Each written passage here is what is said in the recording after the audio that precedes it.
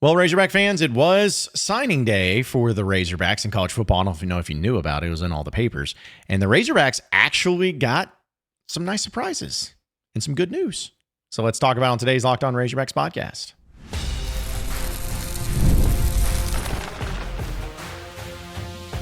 You are Locked On Razorbacks, your daily podcast on the Arkansas Razorbacks. Part of the Locked On Podcast Network, your team every day. And welcome into Locked On Razorbacks podcast. I am your host, John Neighbors. I am also the host of Inside Arkansas Live, which you can catch every weekday starting at noon on Inside Arkansas and InsideArkansas.com. Today's episode is brought to you by FanDuel. You can start the season with a big return on FanDuel. New customers can place a $5 bet, and you'll get started with $150 in bonus bets if you win your first $5 bet. Visit FanDuel.com to get started. Hope everybody's having a wonderful Thursday, as it has been a crazy busy week. I mean, it's just all over the place, but appreciate everybody being a part of it and having some fun with it, not only here on Locked On Razorbacks, but also with me over at Inside Arkansas. A lot of cool stuff going on. And, you know, the signing day happened, and Arkansas, still, at least at the time of recording this podcast, I'm sure they're going to have some different changes and different additions happen and everything like that. But Arkansas got some pretty good news from signing day, which is rare. In fact, I would say that Arkansas, in my lifetime, when I've really paid attention to signing day, which, by the way, it's not the early signing day. This is the signing day. The signing day in February, I know it does exist, but it's not as what it used to be. But most of the time when Arkansas's had their signing day, it hasn't always gone according to plan. You never really got any big flips to come to you. All the players, the big-time five-star players that you felt confident that was going to be a Razorback, normally wasn't. I mean, for crying out loud, one of your biggest commitments and signees, and Alex Collins, his mom stole his signing papers because she didn't want him to go to Arkansas so badly. So even the times you did get a big-time player, you had some drama surrounding it. So normally it's not been a great thing for Arkansas, or not a memorable thing for Arkansas.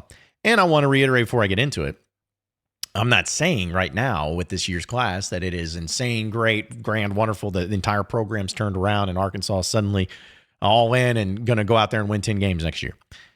It's not happening. It's just you can't base that on a high school class. But they did get a really great surprise. And I am going to learn how to pronounce his name at one point in time. I'm just going to be honest with you. But it's Madden is his first name. I'm just going to call him Madden for right now. He's the quarterback who's the younger brother of Nico over there against Tennessee, which Arkansas faced this past season. And he was really not even on the radar. He's committed to UCLA for a while. I think back in May is when he committed. And he was a player. I'm going to be honest. I don't follow recruiting like night and day. Like, this is how it's going. And, oh, man, I can't wait to see what's the latest and up-to-date information. I try to keep up with it very generally speaking, but this was a huge surprise. He's a four-star player, a bona fide four-star player, 6'2", 200 pounds. He is rated as the number 19 quarterback in the class, the 25th ranked player in the state of California. And as I mentioned, he signed with Arkansas over UCLA, had some offers to Arizona, Auburn, a few others, but a really big get here for Arkansas. Now, what's kind of strange about it is, for the first time in a long time, or at least the last time I can remember, Arkansas signed two quarterbacks to the same class. Obviously with Madden, but also Grayson Wilson from Conway. Now, Grayson Wilson's been committed with Arkansas for a while now, and he is also a high three-star, right? You know, if you're looking at 24/7 Sports, for instance, if you're 90 or above, that means you're a four-star, or 90 to 95, you're a four-star, and 96 to up, I think, is a five-star. I believe that's how they put it. But either way, you got Madden, who's a 90, so he's right there above the three-star out of four-star. Well, Grayson Wilson's at an 89. So even though he's a three-star, they're right there neck and neck. And so you had two quarterbacks sign from the same class that are both pretty close in ratings, and everyone has a certain reaction to that. We talked about Malachi Singleton transferring out, but there's a lot of aspects to this. One, we'll start with the beginning before we get into the specific players. The speculation, I don't even call it speculation, it was legitimate that Bobby Petrino was looking to possibly be the next head coach of Charlotte. That was a thing. That wasn't just rumor brought up from somewhere, somebody on a message board. Like, that was legitimate. He was there, he interviewed, and he even removed his name from the consideration. That was just 2 days ago, folks. And with what's happened, obviously with Malachi Singleton moving on, Grayson Wilson is going to be the guy, and Taylor Green is going to be the starting quarterback, but then no one even thought about another quarterback coming in until this happened. And it just makes you think, like, if Bobby Petrino had gone to Charlotte, would this kid just ended up at UCLA? I don't know how all this plays out, but I'd like to think that this particular player, he wouldn't just jump in and make a decision on that day, be like, okay, I was UCLA all the way, but then Arkansas just randomly came in at the last second. I mean, maybe so, but I feel like there was a decision in place. So maybe he had a deal of like, hey, if Petrino stays, I'll go to Arkansas. But if he doesn't, then I'll go to UCLA. I don't know. But it was just interesting to see the process and the timeline of it all and to see how it played out, which ended up being a real net positive for Arkansas, keeping Bobby Petrino, but also being able to get Madden on your roster as well. So you start with that. But now we look at the quarterback room. You got Taylor Green, who's going to be returning this next season. And after that, you had KJ Jackson, who is a former 4-star player who I really like. I really like what he could when he throws the ball, and I think that there's a lot of upside there. And then you have these two particular players coming in as freshmen, as well as a guy like Austin Ledbetter as a walk-on. But the quarterback room is pretty full, I guess is my point. And it's interesting because Taylor Green's your guy, okay? That's plain and simple. He's your guy. Well, when you bring in somebody like Madden, there's going to be a lot of attention being paid to him. Because anytime it's a 4-star quarterback or a quarterback that people are pretty excited about, they're going to wonder, especially if someone's not a fan of Taylor Green or feels like they need to move on, they're going to be almost pushing Madden, say, hey, how's he look? Does he look better in practice? Spring ball, how's his pass look? Like all that. People are going to be bringing that up, and it's going to be borderline annoying because listen, folks, it's not going to change. Taylor Green's going to be the starting quarterback for Arkansas next season, barring injury or anything like that. Now, for backup, will it be KJ Jackson? Will it be Madden? Will it be somebody else? That will be determined, but Taylor Green is the guy. He is the quarterback. And so, knowing that, to me, it's about who is going to be that backup. Because odds are, that's not even odds are, you're going to play as a backup quarterback. If you play in the SEC, your starting quarterback is going to get hurt at some point in time, or at least banged up. Hopefully it's never anything too serious, but there are going to be times where, he gets hit a little bit and has to come out. It happened to Taylor Green this year where Malachi Singleton came in. It happened to KJ Jefferson before. It happened to Brandon Allen, happened to Austin Allen, happened to every quarterback that's ever come through Arkansas. The backup quarterbacks had to step up. Sometimes it's just in, random roles, but other times it's been in clutch situations and in big games. So that may be something to look at where whoever ends up being in that backup quarterback spot or in that position. But I like the fact that you're getting Taylor Green back, and I like the fact that he's going to be the guy moving forward. I don't want to look at this quarterback room and try to push a narrative or push something for the other one. I trust Bobby Petrino. That's what it is. I trust Bobby Petrino. Some of you may not be as high on him as I am, and that's fine. But I trust him. And because of that fact, I believe that he's going to make the right decision in whoever is the best quarterback to go out there and play quarterback. In spring, it's going to be Taylor's team. He's going to be the quarterback. It's going to be Taylor's team. But, and this is a big but, if Madden or KJ Jackson or whoever really takes tremendous strides and really starts playing well and even being more consistent and better than Taylor Green, guess what's going to happen? Bobby Petrino is going to play whoever the best quarterback is. I don't know why people always feel like there's these narratives or these politics like it's junior high football where the coach knows the dad and that's why this kid plays. Or, the coach is just wanting to play somebody that he believes in, even though the other guy's much better because it's his guy and he's got this ego to him. That's not how this works, folks. Bobby Petrino is going to play the best quarterback out there. And if it's Taylor Green, great. If it's Madden, if it's Grayson Wilson, great. KJ Jackson, great. Whoever it is, I don't care. I just want the best quarterback to go out there. And that's all you should want to. And you should trust Bobby Petrino. It'd be one thing if you're trusting Chad Morris again, or somebody like that who had a not maybe an unproven record of coaching quarterbacks and making the right decisions there or whatever. But I still believe that Bobby Petrino knows how to coach quarterbacks, and I believe he knows who's best suited to run his system and to be the quarterback that leads this team. So whatever it is with your feelings on it, if you are like me, where you just want the best person to go out there, if you're very anti-Taylor Green and want to see someone else, then so be it. But I'm going to trust Bobby Petrino. I'm going to trust Arkansas, and I'm going to trust that whoever they roll out there, game 1 against Arkansas State or whoever ends up being officially scheduled next season, whoever they run out there, there's going to be the best man for the job. And let's see what happens. But it was a nice little surprise that Arkansas got with Madden. I really, some people say how negative I am, and people are saying, oh, you're wishy-washy. I'm not wishy-washy, folks. You got to look at it as, take out your bias. It doesn't have to be all one side or the other. I can look at it where if there's wins, I can say, hey, that's a nice win. Like the Razorbacks beat Miami the other night in basketball. Is that a game-changing win? No, but it was a win. So, hey, that's good. It's a good win. We'll take it.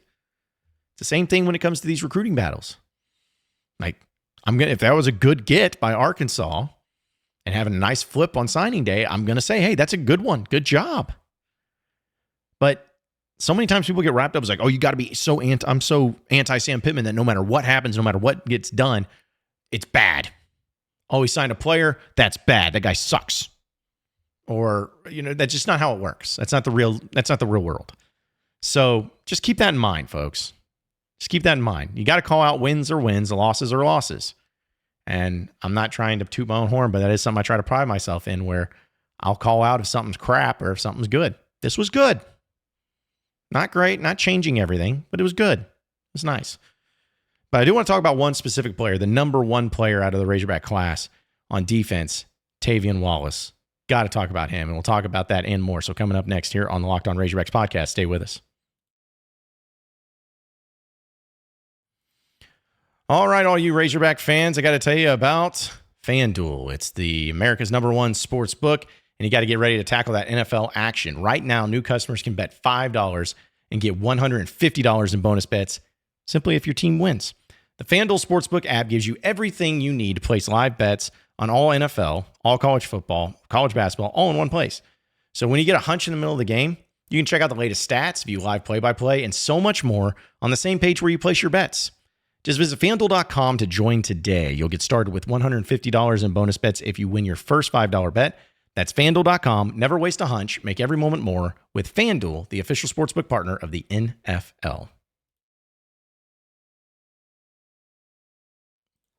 All right, so moving on into the next segment of the Locked On Razorbacks podcast. We talked about a great get for the offensive side of things, but I want to talk about the big get for the defensive side of things.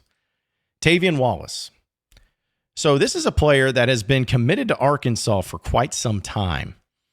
He is 6'1", 215 pounds. He's out of Baxley, Georgia. He is a bona fide 4-star player out of Georgia. He's a linebacker. And he basically had a universal offer to wherever you want to go. So people kind of misconstrue when I say universal offers. They think that he literally had 130 offers. Like, no, not saying that. I'm saying that if there was a school that he really wanted to go to and say they hadn't offered him, he could just call him up and be like, hey, I'm interested in coming to your school, and they'd offer him. Like, he could have gone anywhere he wanted to in the country. It offers to Florida State, Florida, Georgia, Arizona, everything. Well, there were some words that maybe he was going to go to Florida State. It was up there. In fact, the crystal ball experts there at 24/7 Sports even had 100%. Like, they felt so confident that he was going to go to Florida State. And it was kind of funny. I've meant to play the video, but for some reason it won't pull up. But there was a video of him when he was signing that he took off a shirt or whatever, and it was a Florida Gator shirt, and he had a Florida hat on. And I was like, oh. And then he took that off and had a Razorback hat and signed it. So kind of fun stuff there. But didn't even have the Florida State trolling. It was more trolling of Florida. So maybe he's just very anti-Florida for some reason. Because he was also being recruited at Florida State. Ironically enough, Randy Shannon, he's there. That was his lead recruiter in that position. But he signs with Arkansas, and it is the biggest get for Arkansas out of this class. Here's the deal. Like, there was a time, I'd say in the mid to late 2010s, where Arkansas could not buy a linebacker. Like, they had the biggest issues with filling that spot at linebacker. And even the times that they did have a linebacker, like a good linebacker, they only had one. Others were okay, but they didn't really have a core group. And even the days of early Sam Pittman era, where their best linebacker core group, was when they had Bumper Pool, Grant Morgan, Hayden Henry. That was still guys that were good, but they weren't to that next level big-time athlete. Bringing in Drew Sanders the next season was huge. They had one with Chris Pupal, but he transferred to Ole Miss. So all those things together shows you that the linebacker position has gotten better. And I'll be honest, this year, I felt like the linebacker position was going to be the weakness by far on this Razorback football team. They lost everybody from the previous season and added Tavian Wallace, but a guy who didn't really play much over at Georgia. And they had some guys like a Steven Dix and a Brad Spence. It's like, okay, yeah, but that's it. You got to have more. They surprised me this year. They really did it. I'm not saying that they were, again, NFL caliber first-round picks, but they did a really good job. Any problems Arkansas had this year and issues they had defensively, almost none of them had to do with the linebacker position. There were problems where they had in the secondary. There were problems they had at getting at the quarterback and whatever. But when it comes to tackling in open space, when it comes to being where you're supposed to be, running the type of plays you're supposed to run, and doing a good job of it, the linebackers were really good. I think Steven Dix was one of the great surprises of that. And so Travis Williams being the defensive coordinator, he's also the coach of the linebackers. And I was a little suspect about it. Because let's be honest, when you lose all the linebackers you lost from the previous year, and then at the time he didn't replace them all, I was like, we'll see. But he's already done a really good job because Tavian Wallace's coming back. He announced it officially, which is great. That's big. Apparently, Steven Dix does have a year of eligibility if he wants to spend it, according to sources. So we'll keep update on that, as well as Brad Spence, but I assume they're all coming back if they're able to. And then you add a guy like a Tavian Wallace, which I want to really stress this, folks. He's a freshman. He's going to be 18, 19 years old when he takes the field. Could he help out Arkansas at that linebacker position? Absolutely. Could he play in his first year at Arkansas? Absolutely. But will he be full-fledged, 100% SEC ready by the time he steps on this field in his freshman year? No. And if he is, it's great. But just knowing how rare that is, I think it's unfair to expect that as soon as he walks in on campus. So I believe that he is going to be someone who helps Arkansas his first year, but the upside is really there. This could be a guy, as long as you keep him on campus, so with the transfer portal and everything, that when it's all said and done, he could be one of those big-time linebackers that's just a beast. A guy that's really good at getting after the quarterback. People see he's only 6'1", 215. But hey, it's about being a great tackler, but also his athleticism is great, because this is according to 24/7 Sports that he ran a 10.6 100-meter dash. And he's also the younger brother of Tavian Wallace, who was in the 2024 NFL draft as a third-round pick. So it runs in the family. But they believe, and according to 24/7 Sports, they say that they feel like he projects as a multi-year Power 4 starter with the ability to contribute immediately on defense and on special teams. So big-time get for Arkansas. Kudos to Travis Williams. Kudos to everybody involved in the recruiting process. This is big. This is nice. And we'll see what Arkansas does with it. But it's about that transfer portal now, folks. Arkansas's got to hammer that transfer portal. They got to get some big-time players out of that. But we'll keep you updated here on Locked On Razorbacks and everywhere to try to keep up with the crazy and chaos that it all is. But we'll get into a little bit of the college football playoff. I want to bring this up and talk about this as well as some more things. So stay with us here on the Locked On Razorbacks podcast.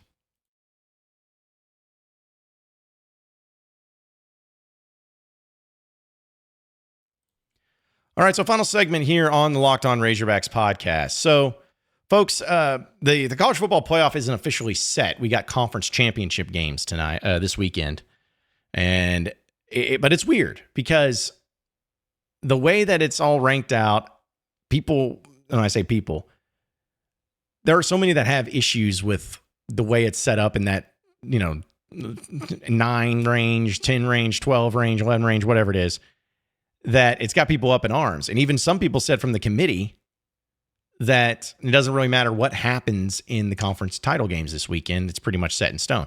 I don't agree with that, and hopefully that is not actually the case.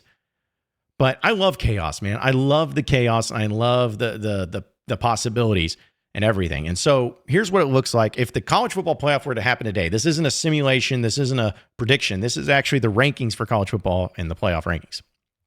This is what it would look like if it were to happen today. Okay.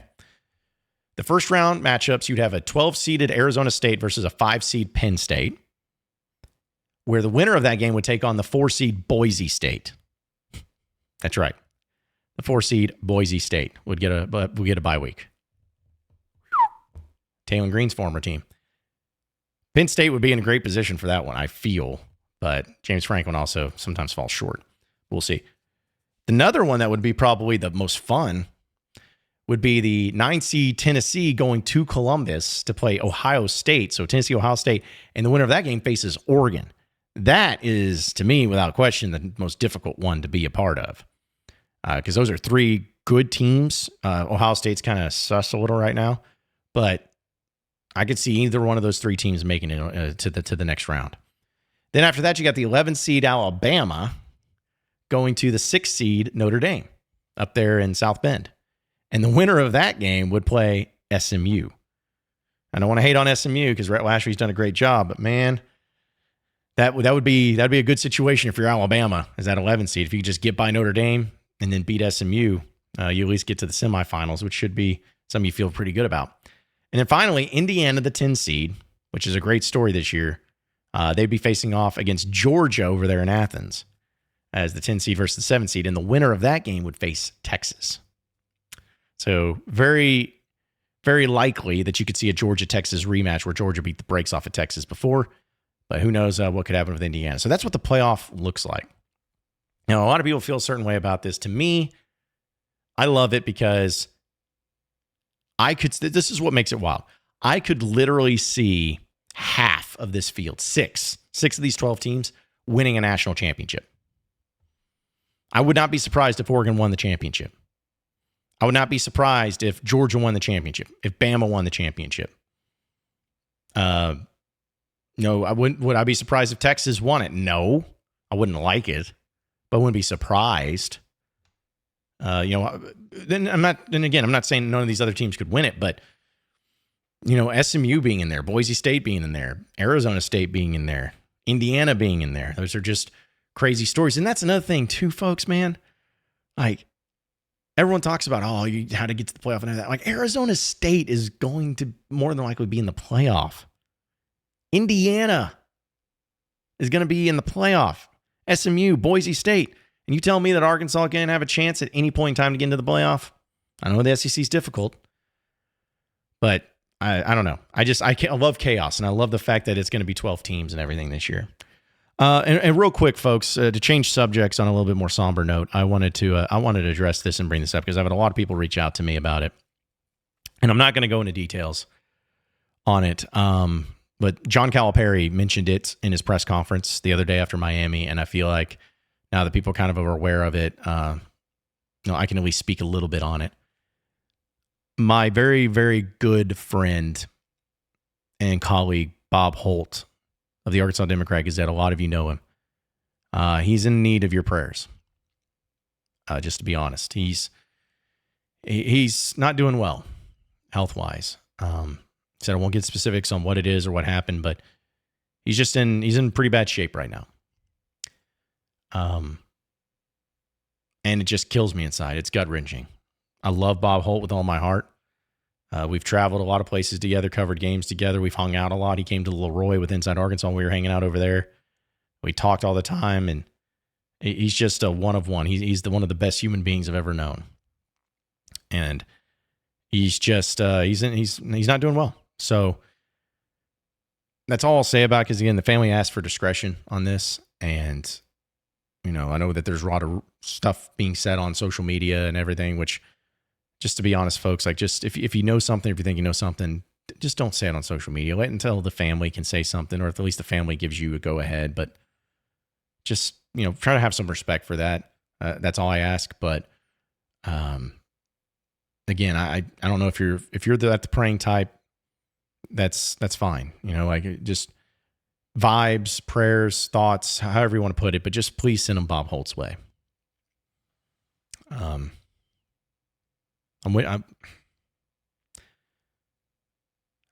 praying like crazy.